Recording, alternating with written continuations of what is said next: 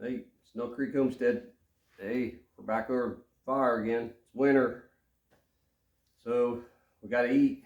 So that's how we heat the house. We cook over the wood stove about every day or two. I've been using big blue cast iron that we've been cooking up on top of the stove. We'll do some videos on that. We just like a big kettle, and it works really well. Today we got Grandma's Wagner 8-inch cast iron. It's old as the hills, this little pot is. My grandma cooked and raised all the kids on this, using this particular skillet for years. Whenever we used to, even grandkids would come in and she'd be cooking on it. So I ended up with the skillet, and we're going to continue on cooking with it. It's great shape, seasoned out nice. Well, today we're frying up some ham. We're going to do ham and cheese. So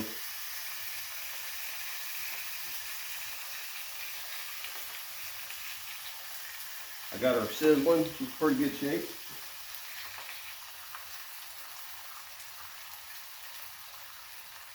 We'll get her in the fire.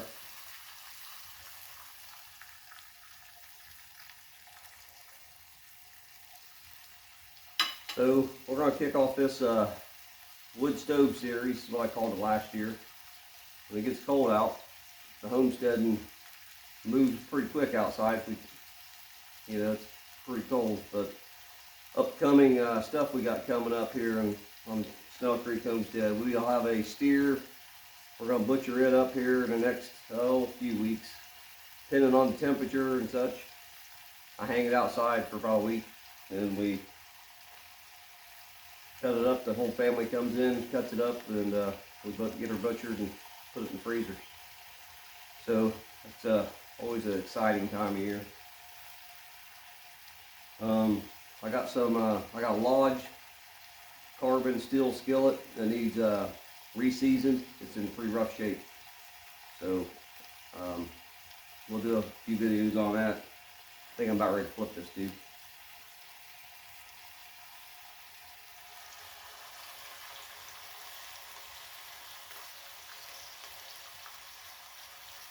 So when you got little pups around, you kind of got to watch it, because they shoot a finger in off my glove. That's not too good.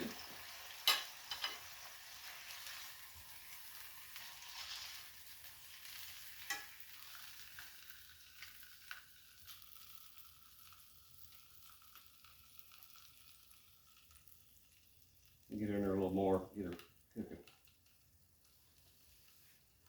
So we're going to brown the meat first, then we'll brown one side of the sourdough bread. We'll brown one side of that. And then we'll put the cheese on it, and we'll cook it for a bit. That'll be part of supper tonight. We'll have a ham cheese with homemade applesauce. It'd be apples with pork. That's a good way to go. We're using for our fat in here, we use lard, or we use beef tallow. Be coming. We'll have to do some videos on the beef tallow, making it and such. But right now I'm using bacon grease, used bacon grease. Actually, I got some here. I just keep it in a jar and just use bacon grease. So we'll season this at the end while it's still, let it cool a little bit, and then we'll wipe it down good with some more bacon grease. So I'm gonna fry rest this meat up. I gotta make a few sandwiches here, and I'll get back with you when we get a little closer. I'm gonna hit the pause button here. So we about got all the meat fried up here. Hold up there. Looks pretty good. I like to brown it up a little bit. While we're waiting on the last piece here, we'll give a little talk on what's it mean to be a homesteader? Why do you want to be a homesteader for? You know, you want to be less reliant on others, or just enjoy being out with the livestock and growing stuff.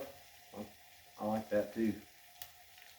I think being more self-reliant, being a little less, I don't know, dependent on people that may or may not have your best interests. You know, is there anything wrong with being a little more feral? You know, something to really think about. Feral to me don't mean mean or nothing, you know, out of control, out of self-control, but it could mean out of others' control. Everybody wants to control you. If you don't have a plan for your life, somebody else will. Let's flip this meat.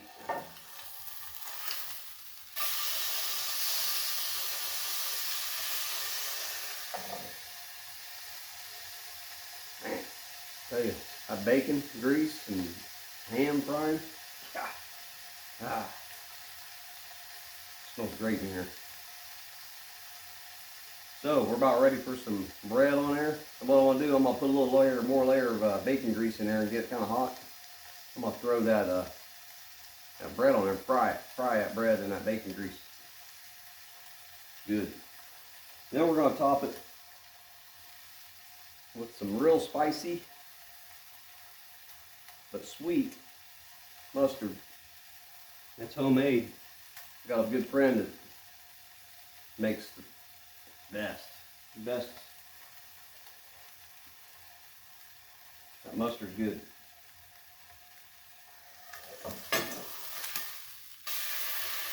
We're getting close. So we didn't talk about the fire a little bit. That's one thing I always want to talk about, and I did not do it. We try not to burn over flames. Coals only. Coals are more, they're probably maybe hotter, but they're more predictable, where you don't get a lot of smoke and whatever's burning off your trees, the gases and type stuff. But them hardwood coals are very good.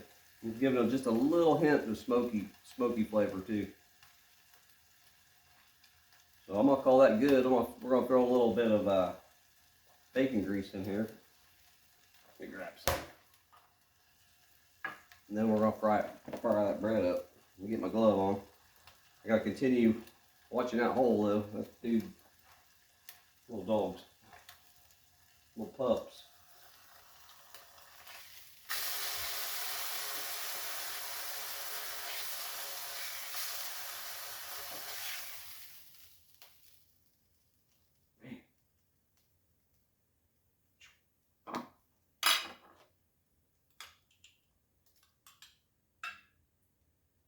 Good.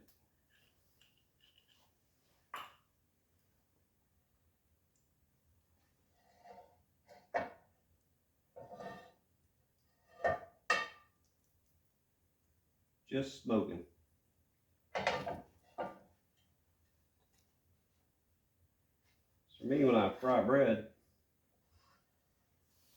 I want it just at the smoking point.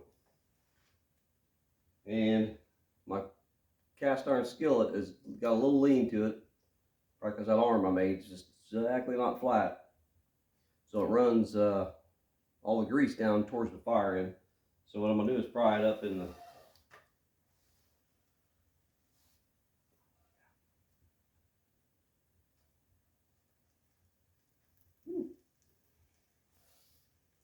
get that in there, get it toasted.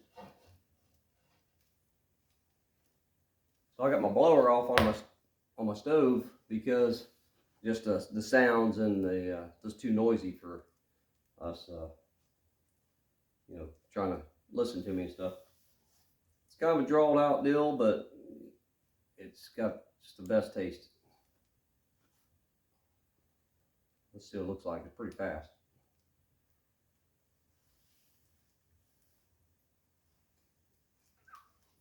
close. Get close. We're gonna flip it anyway. Oh yeah, yeah. Jeez.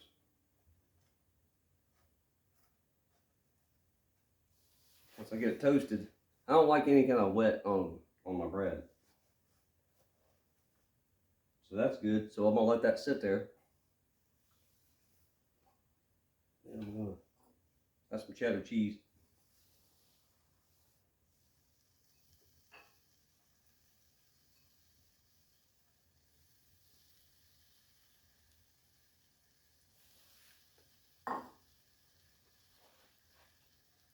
Let that melt in a little bit. Then we'll get that ham on top there.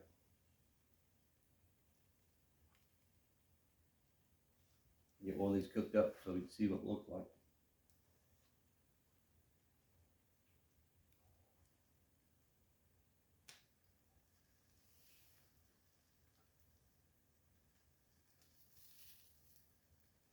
This little ham.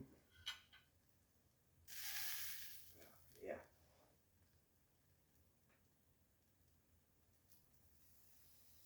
That's gonna be good.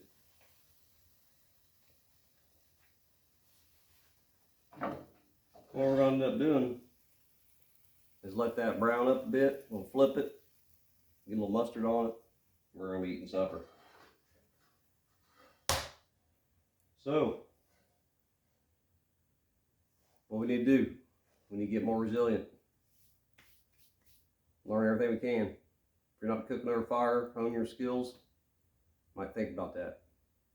If you're not growing your food, might think about that. And if you're not growing your food, maybe get to know somebody that's growing food. And maybe be their customer for their meat or their vegetables. And they'll remember you when times get tough. So hey, Snuck Creek Homestead, let's keep growing that food.